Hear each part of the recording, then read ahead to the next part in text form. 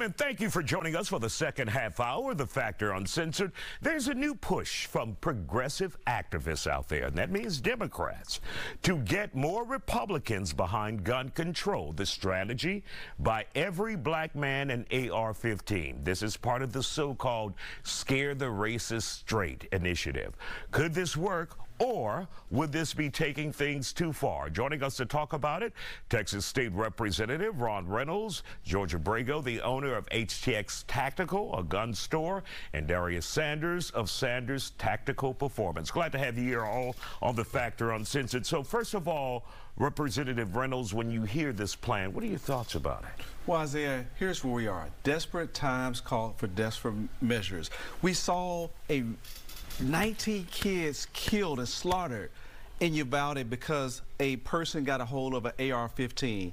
We have seen hopes and prayers from the MAGA extremists, but no common sense gun reforms, no raising the age to purchase an assault rifle from 18 to 21. You can't buy cigarettes, you can't buy alcohol, but you can buy an AK. So I guarantee you, if Junebug and Tyrone, these thugs, get their hands on these AR assault rifles, then that may pause them to say, well, you know what, maybe we do need to get some guns control reform, because we don't want these thugs, we don't want these ends to be carrying these assault rifles. So maybe this will work, because nothing else has worked thus far. I don't feel comfortable with thugs. I'd say socially and criminally challenged. Well, that's what they call them. That's what they look at them. All right, George, let's hear from you. Your thoughts on this? So I think, first of all, let's get rid of the notion that Republicans are all racist, right? So on the topic, let's move on from there, right? True, absolutely. So, with that being said, let's look at this. We're going back in time. If you know anything about gun control in the United States, you know that gun control was first enacted after the Civil War, after the slaves were freed, to control the freed slaves, to keep them from having guns. They were called black codes. How do you control people? Well, you take their arms away, right? Ida B. Wells said that the Winchester rifle deserves a prominent home, a prominent place in the home of every black family.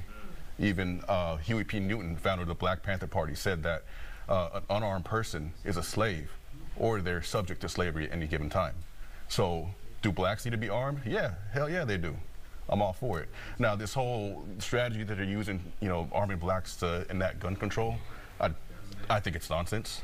It's somewhat of an oxymoron. Why would you not want to protect yourself, especially if you're living in an urban community where there may be violence and whatnot going on? Why would you not want to protect yourself? And Darius, let me ask you this, and I want Representative Reynolds to answer this as well. When we hear progressives saying, let's put a gun in the hands of every black person to scare the conservatives that are out there, is that also appealing to the lowest common denominator in society? And you have to question yourself about the progressives. They're thinking, well, if you put a gun in a black man's hands, everyone is frightened. True. So do you have questions about this motive by the progressives? I do. I don't like it. As a black man, I'll take a free gun. But at the same time, I'll sell it to you. My boy. He said free. Free is free. But I don't like the strategy. It's tough being a black man saying, hey, we're going to use your group. Yeah, we're the pet project. And I also, as an instructor, don't think everybody should have a gun, because some people aren't responsible enough to be a gun owner. But with that being said, don't just take one group and say, hey, we're going to do this because of this. So I like George, I approve. I think people should have the right to protect themselves if they can show that they're responsible. And Representative Reynolds, I want you to address that too.